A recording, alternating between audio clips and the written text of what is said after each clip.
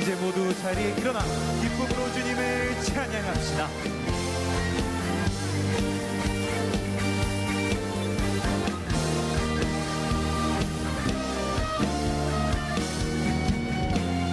새벽부터 우리 사랑함으로써 저녁까지 시를 누려봅시다. 열매 차차 익어 곡식 거둘 때에 기쁨으로 나는 거두리로다. 거두리로다. 거두리로다. 기쁨으로 나는 거두리로다. 거두리로다. 거두리로다. 기쁨으로 나는 거두리로다. 비가 오는 것과 바람 부는 것을 겁을 내지 말고 누려봅시다. 이를 맞춰놓고 곡식 거둘 때에 기쁨으로 나는 거두리로다. 거두리로다. 거두리로다. 기쁨으로 나는 거두리로다. 거두리로다. 거두리로다. 기쁨으로 나는 거두리로다. 씨를 뿌릴 때에 나지 아니하사 염려하며 심히 애탈지라도 나중 예수께서 칭찬하시리니 기쁨으로 나는 거두리로다. 거두리로다. 거두리로다. 기쁨으로 나는 거두리로다. 거두리로다. 거두리로다. 기쁨으로 나는 거두리로다. 거두리로다. 기쁨으로 나는 거두리로다. 거두리로다. 거두리로다. 기쁨으로 나는 거두리로다. 거두리로다. 기쁨으로 나는 거두리로다. 거두리로다. 거두리로다. 기쁨으로 나는 거두리로다. 기쁨으로 나는 거두리로다. 아멘.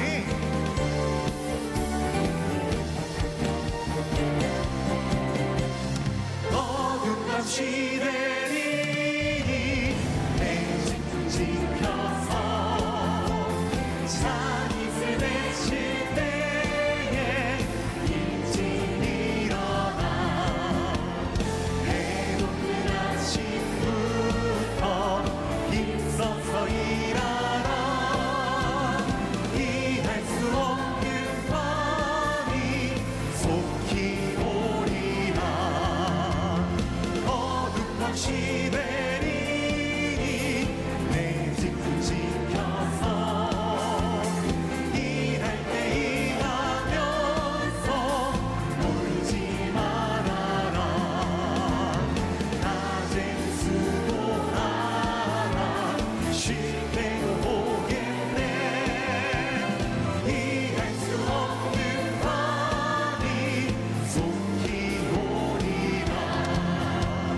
어둠 밤 시내리니 내 집 지켜서 지는 해 빛길 옆에 힘써 일하고 그 빛이 나하여서 어둠 예배여로 할 수만 있는 대로 힘써 일하라. 할 수만 있는 대로 힘써 일하라. 우리를 그 주님의 자리로 부르시는 주님 찬양합니다. 할렐루야. 아멘.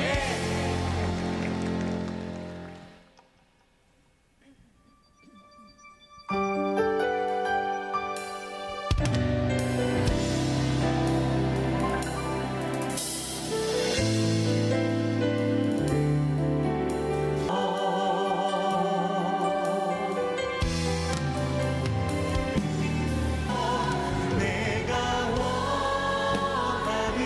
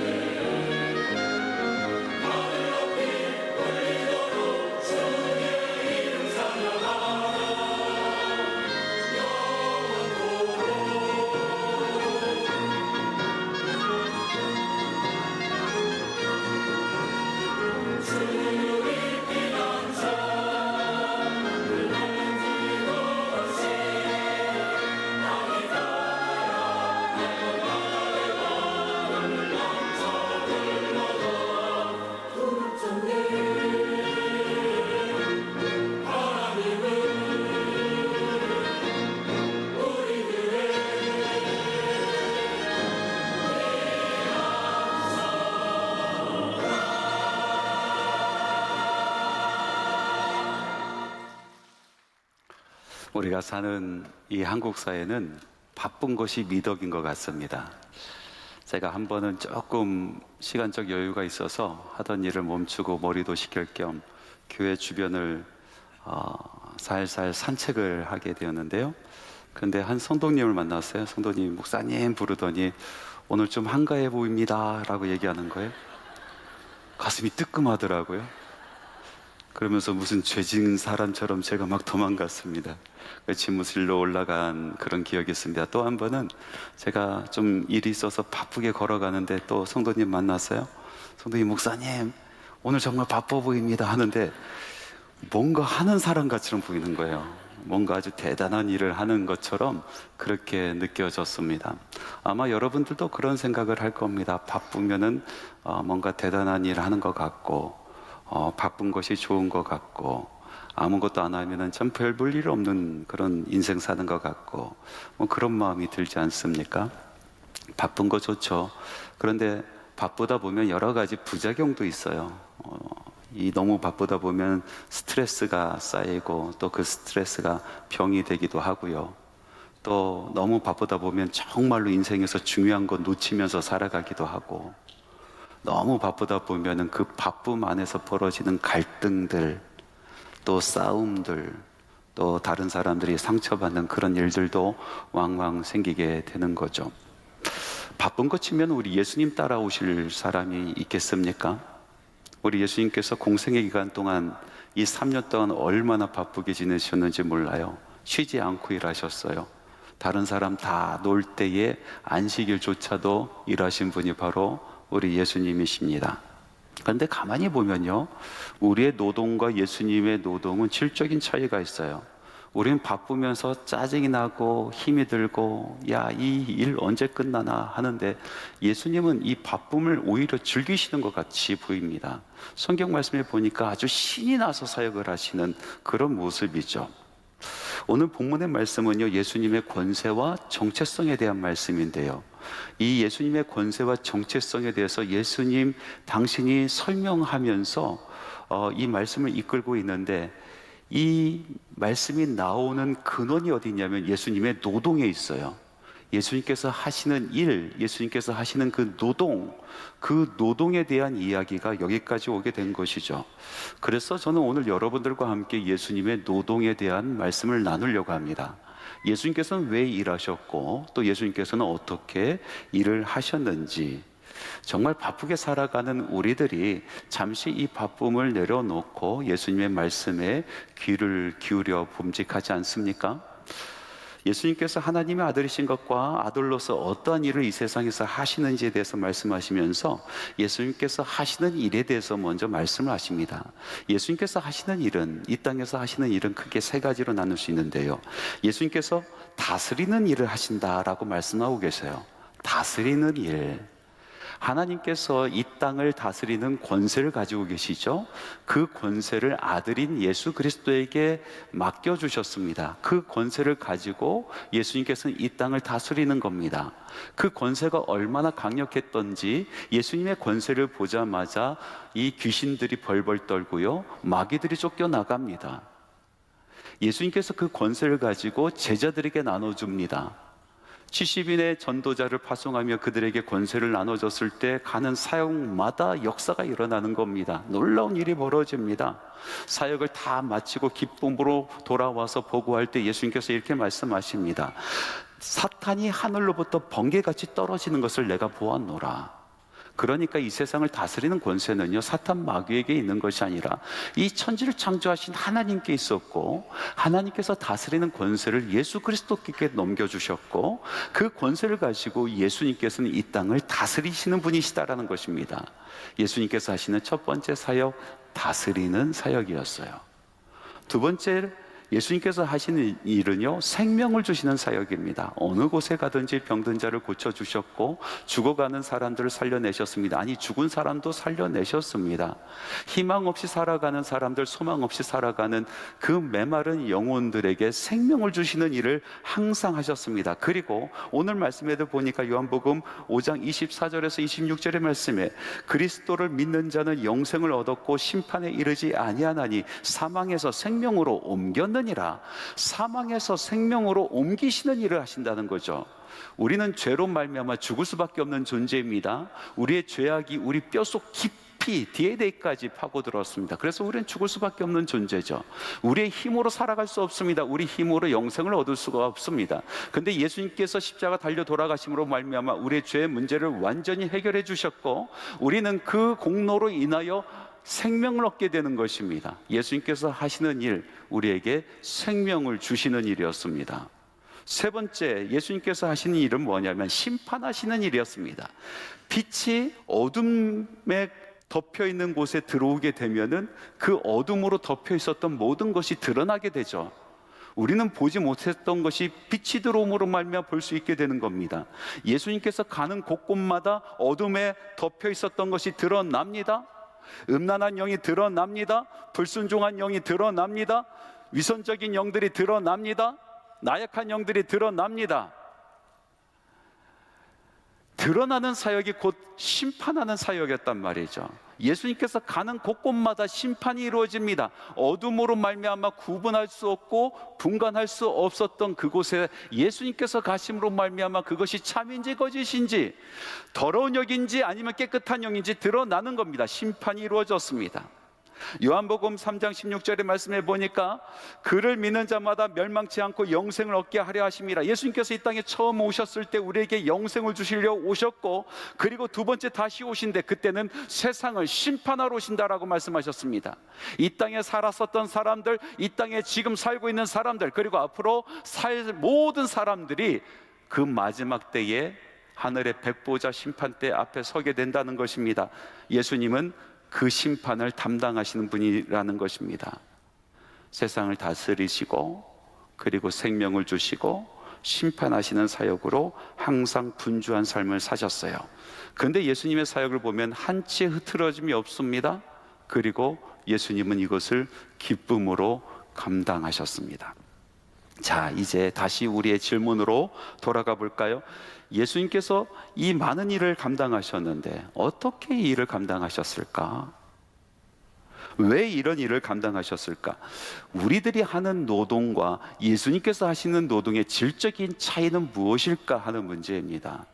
여러분, 말씀에 보니까 예수님께서는 이렇게 말씀하고 계십니다. 내가 내 스스로 하는 일이 아니다라고 말씀하시는 거예요. 나는 순종함으로, 아니 완전히 순복함으로 나는 그 일을 감당한다라고 말씀하십니다. 이 시점에서 오늘 이 말씀의 배경을 잠시 살펴보도록 합시다. 안식일이었습니다. 베데스다 목가에 예수님께서 지나가시다가 38년 동안 누워있는 한 환자를 보게 됩니다. 그리고 그를 고쳐주시고 말씀하시되 자리를 들고 걸어가라 라고 말씀하시죠. 이것이 화근이 되었습니다. 문제가 되었어요. 왜냐하면 안식일에 무엇인가 들고 옮기는 것은 잘못된 일이다 라는 규례가 있기 때문에 그렇습니다. 유대인들은 예수님에게 따져 묻습니다. 왜 안식일에 일을 하느냐 하면서 논쟁이 일어나게 된 거죠. 예수님께서 그것에 대한 대답으로 마지막에 이런 말씀하십니다. 내 아버지께서 일하시니 나도 일한다. 그런데요, 이 말이 정말로 유대인들에게는 충격적인 말이었었던 것 같습니다.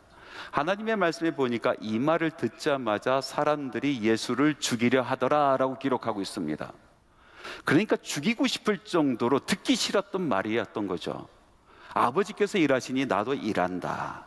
무슨 뜻입니까? 이 말에는요, 함축된 의미가 있어요. 첫 번째, 안식일을 범한 것이 큰 문제가 아니다라는 그 의미가 있고요.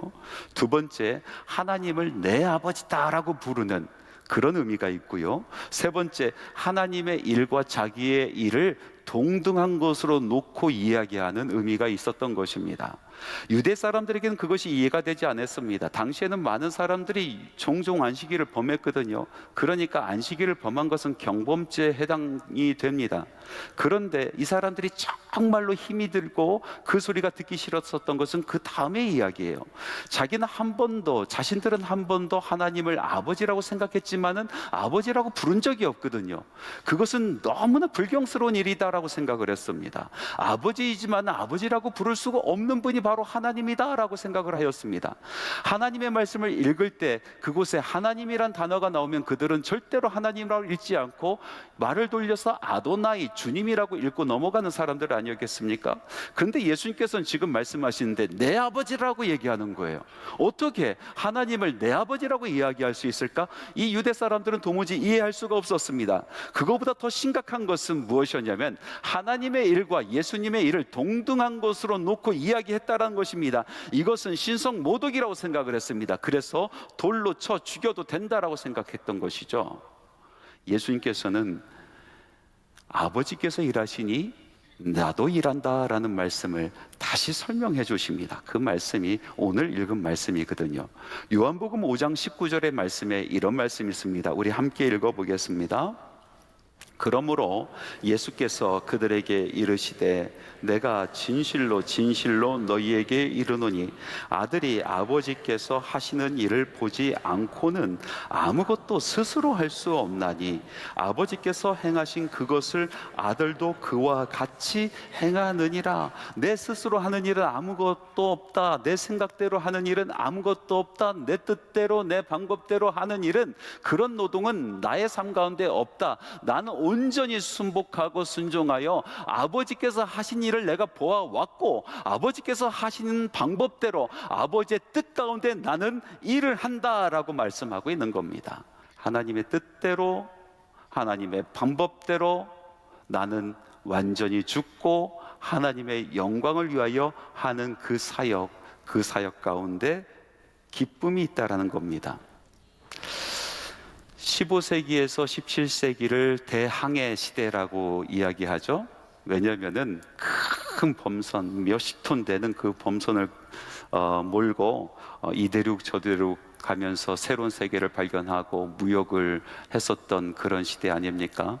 물론 많은 것도 약탈해 오기도 하고 강제로 뺏어 오기도 하고 했었던 그런 역사지만은 그러나 대항해 시대입니다. 이때 이 거대한 범선들 몇십 톤 되는 이 범선들은 엔진으로 가는 배들이 아니었습니다. 정말로 범선, 바람의 결을 따라 움직이는 그런 배들이었습니다. 그런데 이 바람의 결을 따라 움직이는 이 범선이 적도 부근에 가게 되면은요 바람이 불지 아니하는 무풍지대를 만나게 됩니다. 그런데 대륙을 건너가기 위해서 대양을 건너가기 위해서는 반드시 이 적도를 통과해야 되거든요. 적도 근처에 가면 무풍지대가 옵니다. 바람이 불지 않습니다. 햇볕은 뜨겁게 내쬐입니다. 그리고 바다는 거울처럼 잔잔해 있습니다. 바로 이때 선장의 선택에 따라 그 배의 운명이 달라지는 겁니다. 경험이 없고 조급한 선장들이 있습니다. 배가 멈춰선 것을 견디지 못해 합니다. 그래서 선원들을 다구쳐서 배를 몰고 조그만 배를 몰고 앞으로 나가게 합니다. 앞에서 노를 젓고 끌고 가려고 하는 것이죠. 떼어볕 아래서 선원들이 손에 피투성이가 되도록 노를 젓어요. 이 범선은 끔찍하지 않습니다. 가봤자 몇 미터 가지도 못합니다. 그렇게 하다가 선원들이 탈진하게 되고 그리고 힘도 잃게 되고 물마저 고갈되고 음식도 고갈됩니다. 폭동이 일어날 지경까지 놓이게 되는 것입니다. 이때부터 배는 위기에 빠집니다. 그런데 반대로 이 대양을 수없이 건너보았었던 베테랑들이 있습니다. 노련한 선장이 있죠. 이 무풍지대, 바람이 불지 않은 그 지대를 지나갈 때에 그 사람들은 결코 선원들로 하여금 노를 젓게 하지 않습니다. 오히려 기다리는 시간을 활용합니다. 찢어진 돛을 꿰매고요, 갑판을 닫고요, 그리고 엉킨 박줄을 풀어냅니다. 바람 불 때를 기다리는 것입니다. 선원들로 하여금 푹 쉬도록 하는 것입니다. 그렇게 기다리다 보면은 새벽녘에 뺨을 스치는 바람이 불기 시작합니다. 그것이 바로 무역풍입니다. 트레이드 윈즈라고 부릅니다. 이 무역풍이 불 때에 그때 선장은 소리를 지릅니다. 닻을 올려라. 그 바람에 배가 움직이기 시작하는 겁니다. 바람의 결을 아는 것입니다. 바다의 결을 아는 것입니다. 여러분, 하나님의 섭리도 결이 있습니다. 하나님의 섭리의 결이 있어요. 하나님의 섭리의 결을 따라 그 뜻을 따라 예수님은 일하셨다는 것입니다. 그 결에 맞춰서 자기를 온전히 낮추고 자기의 몸과 마음을 맡겨드렸다라는 것입니다. 하나님의 뜻 가운데서 하나님의 방법대로만 사역했다라는 것입니다. 그러니 일 가운데 거침이 없었다라는 것입니다. 이 세상을 다스리는 사역 가운데서도 아버지의 뜻을 따릅니다. 생명을 주는 그 사역 가운데서도 아버지의 뜻 외에는 다른 것을 하지 않습니다. 이 세상을 심판하는 그 사역 가운데도 아버지의 뜻 가운데 사역을 하시는 것입니다. 심판의 권세를 모두 주셨음에도 불구하고 아버지에게 순복하셨다는 것입니다. 이렇게 사역의 결, 이 섭리의 결에 따라서 순리대로 일을 할 때에 그때에 멈춤이 없는 것입니다. 우리 하나님께서 멈추라 하면 멈추고 또 가라 하면 가는데 어찌 그 사역 가운데 기쁨이 없겠습니까? 어찌 그 사역 가운데 어려움이 있겠습니까? 그 사역은요, 그 일은 노역이 아니라 기쁨인 것입니다. 두 번째로 예수님의 사역을 가만히 보니까 예수님의 사역은 하나님께서 맡기신 사랑에서부터 오는 소명이었더라고요. 오늘 말씀에 보니까 아버지께서 자기의 일을 아들 대신 이 예수께 맡겨드렸다라고 이야기하고 있어요. 아들에게 사역을 맡겨줬다는 겁니다. 이것이 무엇입니까? 소명 아니겠습니까? 소명은 내가 하고 싶어서 이거 하겠습니다, 이거 소명으로 쳐주십시오 하는 것이 아니라 하나님께서 맡겨준 일이 소명인 거예요. 예수님께서 하신 일은 소명이었단 말이죠.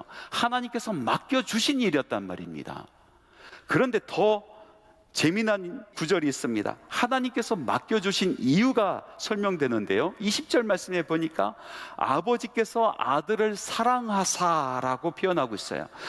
아버지께서 아들을 사랑하사 맡기셨다는 거예요. 사랑하시기 때문에 맡기셨다라는 것입니다. 사랑의 소명이라는 것입니다. 하나님 아버지께서 예수 그리스도를 사랑하사 맡기신 그 일, 예수님께서는 하나님을 사랑함으로 말미암아 그 아버지를 사랑함으로 말미암아 그 일도 사랑하는 거예요. 하나님께서 사랑하시는 일, 하나님께서 맡기시는 그 사람, 그 일과 사람도 사랑하는 것입니다. 이것이 사랑의 소명이라는 것입니다. 여러분, 일터와 하나님의 일이 종종 혼돈스럽고 그렇지 않습니까? 하나님의 말씀을 깊이 알지 못했었던 시대의 교회는요, 일터와 하나님의 일을 분리해서 생각을 했어요. 비즈니스 앤 미션입니다. 비즈니스는 비즈니스고 일터는 일터고 하나님의 일은 하나님의 일이지, 이것은 세속에서 내가 먹고 살려고 하는 일이고 하나님의 일은 교회 안에서 거룩하게 하는 일이고, 그래서 이것을 따로 놓고 생각을 하는 겁니다. 내 일터는 내 일터, 일터의 방식대로 일을 하고, 그리고 하나님의 사역은 하나님의 사역, 거룩한 방식대로 하나님의 사역을 한다라고 생각을 한 거죠. 그런데 성경 말씀을 조금 더 연구하다 보니까 그것이 아니구나, 이 일터도 얼마든지 거룩하게 쓰임을 받을 수 있구나, 사람들이 깨닫기 시작을 했어요. 그래서 이 일터를 어떻게 하면 거룩하게 사용할 수 있을까? 첫 번째 생각해낸 것이 뭐냐면 비즈니스 포 미션입니다. 그러니까 하나님의 사역을 위해서 비즈니스를 하는 겁니다. 내가 열심히 사역을 합니다. 열심히 일을 합니다. 그리고 거기서 온 그 수익들을 하나님의 거룩한 사역을 위해서 사용하겠다는 것입니다. 비즈니스 포 미션입니다. 여러분, 옛말에 이런 말이 있어요. 개처럼 벌어서 정승처럼 쓰자. 여러분, 정말로 삶 가운데서는 그 일터의 방식대로 열심히 살아가고, 그리고 거기에 있는 수익을 가지고 내가 거룩한 일을 위해서 사용하면은 이것도 거룩해진다라고 생각하는 거죠. 그것이 바로 비즈니스 포 미션입니다. 근데 그렇지 않거든요. 하나님께서는 이 땅의 모든 것을 다스리시는 분이고, 하나님께서 섭리하지 아니하시는 일은 이 땅에 그 어떤 것도 없다라고 보았을 때 우리가 일하는 그 일터조차도 하나님의 방법대로 할 수 있지 않습니까? 하나님의 영광이 드러나는 일터가 될 수 있지 않습니까? 그래서 나온 개념이 비즈니스 as 미션입니다. 이것을 줄여서 BAM이라고 부릅니다. BAM, 비즈니스 에스 미션. 내가 일하는 이 일터 자체가 선교지다, 내가 하고 있는 이 일 자체가 하나님께 영광을 돌리는 선교의 사역이다라고 하면서 하나님의 방법대로 일을 하는 거예요. 하나님의 뜻을 드러내기 위해서 일을 하는 겁니다. 많은 사람들이 이것에 감동을 했어요. 야, 나의 일터가 나의 선교지다 하고 많은 사람들이 비즈니스 에스 미션 하려고 정말로 많은 노력을 했죠. 그런데 많은 사람들이 실패한단 말이죠. 좋은 뜻인데 왜 실패할까? 아, 이건 안 되는구나. 일터는 일터일 뿐이지. 일터 그 치열한 현장 속에서 어떻게 하나님의 뜻대로 살아가냐 말이지. 이건 도무지 되지 않은 일이다라고 포기하는 사람들이 생깁니다. 그런데 왜 실패할까요? 왜 우리의 일터는 선교지가 될 수 없을까요? 여러분, 그 일이 소명이 되지 않기 때문에 그렇습니다. 하나님께서 맡기신 일이어야 됩니다. 하나님께서 나를 특별히 보시고 맡기신 일, 그냥 맡기는 것이 아니라 나를 사랑하사 나에게 맡기신 일, 사랑으로부터 오는 그 소명이 없이는 여러분 절대로 우리의 일터가 하나님의 영광을 드러내는 선교의 현장 미션이 될 수 없는 겁니다. 캐나다에 보면요, 온태리오주가 있어요. 온태리오주에 런던이란 도시가 있어요. 영국에 있는 런던이랑 이름이 똑같아요. 런던이란 도시 그 주변부에 조그만 타운이 하나 있는데 아주 유명한 타운이에요. 뭘로 유명하냐면 글렌캐런 커뮤니티 센터가 그곳에 있어요. 글렌캐런 커뮤니티 센터, 여기 아주 특별한 일이 있거든요. 그래서 많은 학자들이, 교육학자뿐만 아니라 이 사회봉사하는 그런 학자들이 그 센터를 주목합니다. 토론토 대학교에서 박사학위를 받으신 한 박사님이 저에게 그 글렌캐런 커뮤니티 센터를 한번 같이 견학 가보자 해서 제가 같이 찾아간 적이 있어요. 가보니까 여러 사역을 감당합니다. 마켓을 열어서 정말 가난한 자들을 섬기는 그런 사역도 해요. 그리고 신생아들을 돌봐주고 또 임산부를 돌봐주는 그런 사역을 해요. 어린아이부터 청소년까지 그 학업의 능률을 높여줄 수 있는 그런 여러 가지 학습 프로그램을 운영하고 있더라고요. 그런데 놀라운 것은요, 이런 사역을 통해서 그 타운 전체가 변화를 겪게 된다는 거예요. 그래서 정말로 삶의 질이 높아지고 그곳에 사는 사람들이 내가 이 타운에서 살고 있는 것을 정말로 자랑스럽게 여기는, 어린아이부터 청소년까지 그곳에서 자라나고 배우는 것을 너무나 기쁨으로 여기는, 그래서 다른 마을에 있던 사람들이 그 타운에 가서 살고 싶어 하는 그런 마을로 완전히 질적인 변화가 있었다는 거죠. 도대체 이 커뮤니티 센터에서 무엇을 했기 때문에 이 마을 전체가 변화가 있었을까? 사람들이 연구하기 시작하는 거예요. 정부에서, 주정부에서 많은 자원을 지원했는가? 아니면 다른 돈을 끌어모았는가? 여러 가지 연구했는데요, 그 비밀은 사람에 있었어요. 사람. 주정부는 판만 깔아줬고 운영할 수 있는 기본적인 것만 제공했을 뿐, 정말로 그 안에서 일하는 사람, 그리고 그 안에서 그 일 가운데 생명을 불어넣는 사람들이 있었단 말이죠. 그 사람들은 마을을 사랑했던 발런티어들이었어요. 마을을 사랑하는 발런티어들이 똑같은 일을 하는데 생명력 있는 일을 해내는 거죠. 돌아온 길에 이 교육학 박사님이 저에게 이런 질문을 했어요. 목사님, 제가 하나 질문해 볼게요. 교육의 효율성만 따져놓고 보았을 때에 월급 받고 일하는 교사들이 그 가르치는 교육의 효율성이 높을까요? 아니면 발런티어로 와서 일하는 교사들의 그 가르침이 교육의 효율성이 높을까요? 저는 대답했습니다. 당연히 월급 받고 일하는 사람들이 돈값 하겠죠. 왜 돈을 줍니까? 돈값 하라고 주는 거 아닙니까? 저는 그렇게 대답했어요. 그런데 이 박사님이 이렇게 대답하는 거예요. 아니요, 통계에 따르면 발런티어로 와서 일하는 사람들의 그 교육의 교육 효율성이 훨씬 더 높게 나왔다는 겁니다. 그러면서 이렇게 얘기합니다. 사랑해서 하는 사람들 이기지 못해요. 사랑해서, 정말 사랑해서 하는 사람들의 그 일, 그 사역을 돈이 이기지 못한다는 거예요. 여러분, 하나님의 말씀을 가만히 보십시오. 사랑에 빠졌던 야곱이 있어요. 나이를 갖기 위해서 그 사람이 14년을 일을 했습니다. 노예처럼 일했어요. 종처럼 일했어요. 우리가 그 사람을 생각할 때 얼마나 힘들었을까? 정말 죽기보다 싫은 인생 아니었을까? 그렇게 생각을 합니다. 근데 하나님의 말씀은 어떻게 기록하냐면요, 그를 사랑하는 까닭에 7년을 며칠같이 여겼더라. 힘들지 않았다는 겁니다. 오히려 사랑해서 일하는 그 시간이 너무나 즐거웠다는 것입니다. 그 시간이 어떻게 가는지 알지 못할 정도로 행복한 노동이었다는 거죠. 하나님께서 예수님에게 맡기신 사역이 얼마나 많이 있습니까? 근데 그 사역하는 곳마다 장애물이 얼마나 많이 있어요. 아무리 예수님께서 가르쳐도 이 무지몽매한 사람들 이해 못합니다.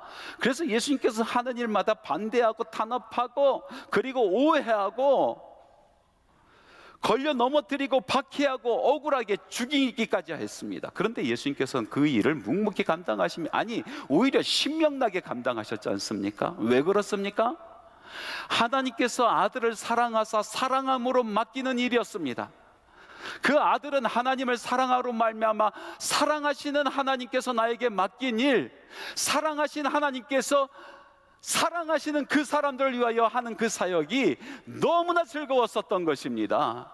신명나게 일을 하는 것입니다. 막을 길이 없는 거예요. 베드로가 예수님께서 부르셨음에도 불구하고 뱃사람으로 돌아가지 않습니까? 뱃사람으로 돌아간 이 베드로를 찾으러 예수님께서 바닷가로 다시 갑니다. 그리고 베드로를 부르시면서 베드로에게 딱 한 가지 확인하고 싶은 것이 있었어요. 그 확인하고 싶은 것은 뭐냐면 베드로가 얼마큼 많이 능력이 좋아졌는가, 그것이 아니었습니다. 참 성질 더러운 사람인데 성질 많이 꺾였는가, 그걸 보려고 예수님께서 베드로 부르신 거 아닙니다. 베드로에게 확인하고 싶었던 딱 한 가지는 바로 사랑이었어요. 정말 사랑하는가? 정말로 내가 맡길 만큼 사랑하는가? 그 일은, 그 노동은 능력으로 되는 것도 아니고 인품으로 되는 것도 아니고 사랑으로 되기 때문에 예수님께서는 그것을 보셨습니다. 그리고 주신 소명이 사랑에서 오는 소명이었어요. 여러분, 사랑하면 누구도 막을 수 없어요. 사랑은 진짜 능력입니다. 사랑하면 죽을 수 있어요. 사랑하면 다 바칠 수가 있어요. 사랑하는 하나님께서 나를 사랑하사 나를 택하시고 나에게 맡겨준 그 사역, 그 노동, 그 일은 더 이상 힘든 것이 아니라 즐거움으로 감당할 수 있는 것이 되는 것입니다. 성경에 보면 노동에 관련돼서 두 가지 상반된 개념이 나옵니다. 두 가지 노동이죠. 하나는 축복으로서의 노동이고 또 하나는 저주로서의 노동입니다. 축복으로서의 노동은 무엇입니까? 하나님께서 천지를 창조하시고 에덴 동산을 창궐하시고 사람을 만드셨어요. 사람을 사랑하사 그 동산을 사람에게 맡겨줬어요. 여러분, 얼마나 힘든 일인지 여러분 감이 잘 안 오시죠? 그 만물을 다스리는 일이 얼마나 힘들겠습니까? 여러분, 작은 가게 하나 운영해도 머리 아프잖아요. 직장에서 일을 하는 게 얼마나 힘이 듭니까? 근데 하나님께서 다 맡기셨다니까요. 근데 사랑하는 하나님께서 나를 사랑하사 나에게 맡긴 그 일, 그것은 축복이 됐었던 거예요. 아담은 기쁨으로 사역을 합니다. 하나님께서 시키지 않은 일까지 자발적으로 나서서 그 사역을 감당합니다. 그게 축복으로서의 노동의 개념이에요. 근데 성경에 보면은 저주로서의 노동이 나와요. 아담이 범죄하여 죄가 그 안에 들어감으로 말미암아 그 땅까지 다 저주를 받게 되었어요. 아담은 이제 자기 벌어 먹고 살려고 어떻게 하면 생존할까, 벌어먹기 먹고 살기 위해서 그 저주받은 땅에서 땅을 파고 땀을 흘리고 노동을 하기 시작합니다. 결코 좋은 것만 열리지 않습니다. 엉겅퀴가 나오고요, 쓴바귀가 나오고요, 가시덤불이 나오는 거예요. 일을 하면 할수록 그 일은 저주가 되는 거예요. 너무나 힘들죠? 언제 이 저주의 일이 끝날까? 언제 나는 이 저주의 일을 놓을 수 있을까?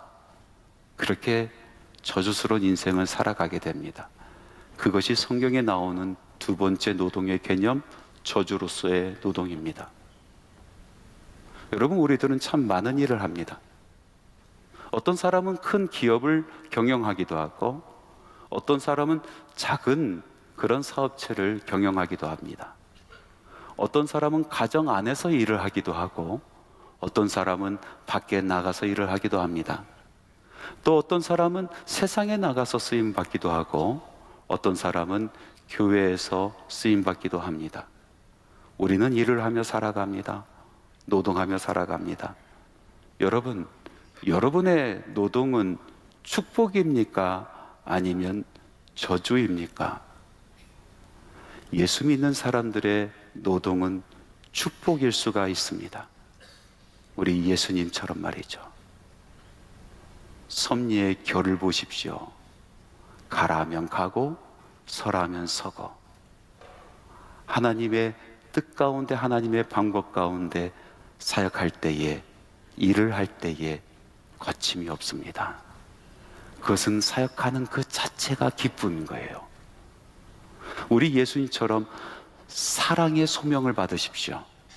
하나님께서 여러분들을 사랑하사 여러분들에게 그 일을 맡기셨습니다.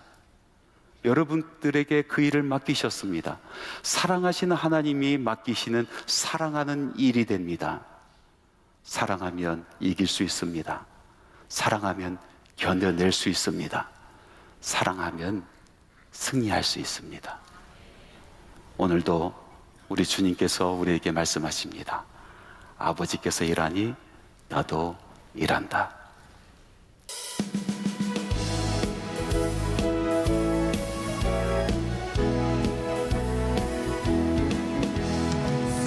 천리만 녹은 수강산 하나님 주신 보상, 삼천리만 녹은 수강산 하나님 주신 동산, 이 동산에 달릴만한 사방 일꾼을 부르네. 곧 이날에 일 가려고 그 누가 대답을 할까? 일하러 가세 일하러 가, 삼천리 항상 위에 하나님 명령 받았으니 반도 감사에 일하러 가세. 삼천리 반도 그 수강산 하나님 주신 보상, 삼천리 반도 그 수강산 하나님 주신 보상, 못 돌아와 안 당겨라 사방 일꾼을 부르네. 곧 이날에 일 가려고 그 누가 대답을 할까? 일하러 가세 일하러 가, 삼천리 항상 위에 하나님 명령 받았으니 반도 감사에 일하러 가세. 삼천리 반도 그 수강산 하나님 주신 보상, 삼천리 반도 그 수강산 하나님 주신 보상, 복신이여 거듭되니 사방 일꾼을 부르네. 곧 이날에 일 가려고 그 누가 대답을